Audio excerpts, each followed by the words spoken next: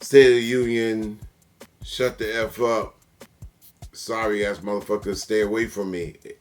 Every time I used to see this president on a State of the Union, on a newscast, it would say SOTU. And I used to say, SOTU, what is that? SO, State of the Union.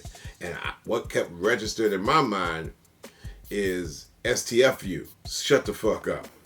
And then myself and Flavor, I would say, you know what, Flavor? This is the name of this song, State of the Union, shut the fuck up.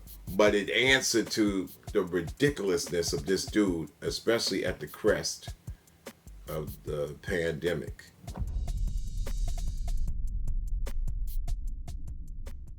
Public Enemy number one, WON, means that it started out as sort of like an intentional accident, a mistake to the ears.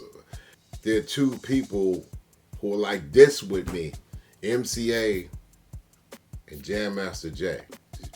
MCA said, I'm going to make a change with my music. Jam Master Jay did the same thing with Run DMC.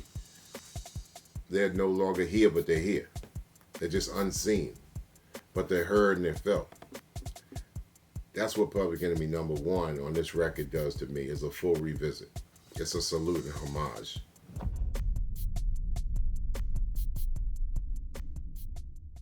Toxic is a song that's also drawn from Desert, and it was a record that Flav is prominent because he says the name of the NBA MVP, Giannis Antetokounmpo, and he has in the hook, and I talk about Mutombo, but basically it's like toxic, you know.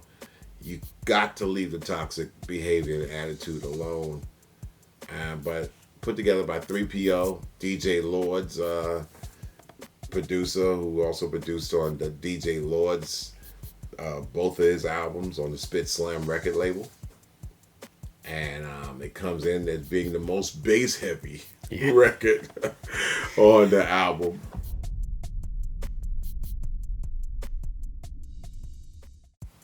Well, Yesterday Man speaks to a lot of that. Is like, okay, you keep up the integrity of what this art form's about. And yesterday is just as strong as tomorrow. You don't get stuck in yesterday, but you don't get stuck in tomorrow either. You keep it moving, you keep it flowing.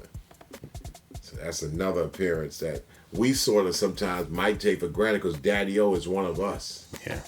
And Daddy O is a professor because he could speak to the culture.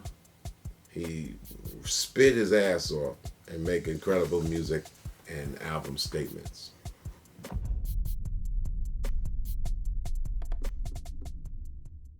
Fight the Power 2020 remix, Questlove. First, I was approached by Jesse Collins and our team. Jesse Collins over at BET and other people at BET felt that they had to make a statement what was going on in the streets, especially after that dude Chauvin had killed brother George Floyd in Minneapolis, and it set off a firestorm around the world, screaming for police reform and authorities to give justice instead of just them. So it's the third Fight the Power. And Questlove made it happen. And visually,